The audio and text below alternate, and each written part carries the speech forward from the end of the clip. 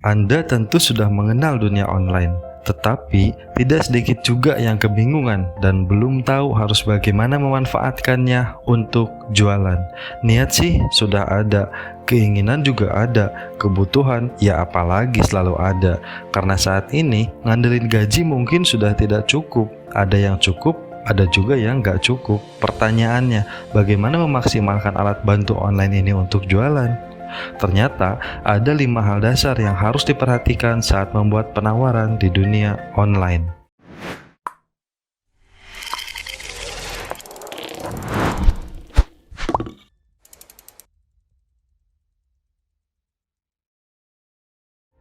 Assalamualaikum warahmatullahi wabarakatuh. Ternyata tidak sedikit yang curhat tentang jualan via online, yaitu belum ada hasilnya.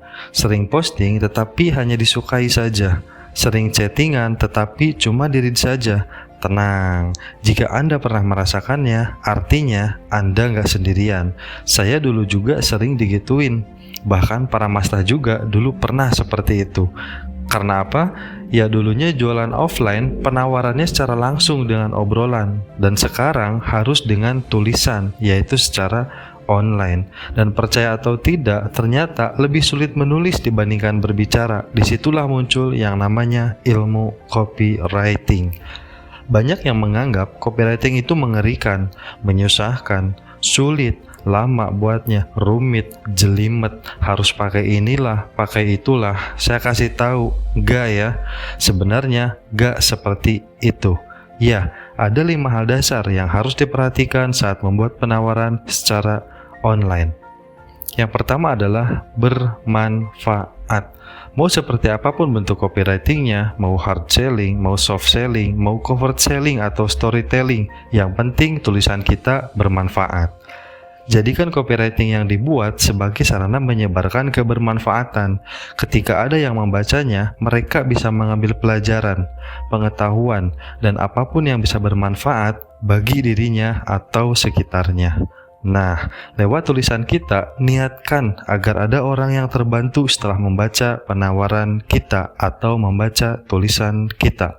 Tentunya, produk yang kita tawarkan di dalamnya juga harus menjadi solusi untuk membantu mereka menyelesaikan permasalahannya. Yang kedua adalah, jadilah mereka calon pembeli. Saat menulis copywriting, pastikan bukan kita sendiri yang menjadi patokannya, tetapi tujuannya untuk mereka yang membaca, untuk mereka calon pembeli kita.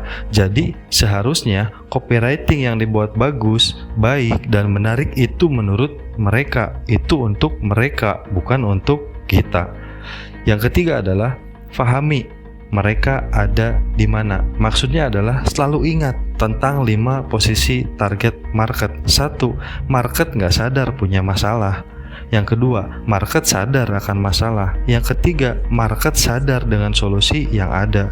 Yang keempat, market sadar ada produk yang sesuai. Yang kelima adalah market yang loyal. Nah, kadang kita udah bikin copywriting susah-susah, lama-lama, tapaknya juga bahkan sampai berhari-hari, tapi kok kayaknya nggak ada tanggapan. Bisa jadi karena nggak cocok. Kita tawarkan produk ke orang yang nggak sadar kalau produk atau jasa yang kita tawarkan bisa menyelesaikan masalahnya. Jadi bagaimana mau sadar orang dianya aja nggak sadar kalau punya masalah tersebut? Selalu ingat, copywriting itu hanya sebagai jembatan antara Anda, kita sebagai penjual, dan mereka sebagai calon pembeli. Jadi ya wajib nyambung, wajib sesuai dengan posisinya mereka. Yang keempat adalah melakukan riset terlebih dahulu. Anda harus melakukan riset terlebih dahulu untuk menentukan strategi seperti penawaran apa yang cocok untuk bisnis kita. Anda harus mengetahui siapa yang menjadi target market Anda. Mengapa demikian? Agar promosi kita tidak menjadi sia-sia. Tentunya Anda tidak mungkin menggunakan gaya bahasa gaul dengan target Anda yang berusia di atas 70 tahun ke atas, bukan? Nah, dengan riset, Anda akan bisa menentukan siapa marketnya, apa pekerjaannya, usianya berapa, hingga domisilinya di mana.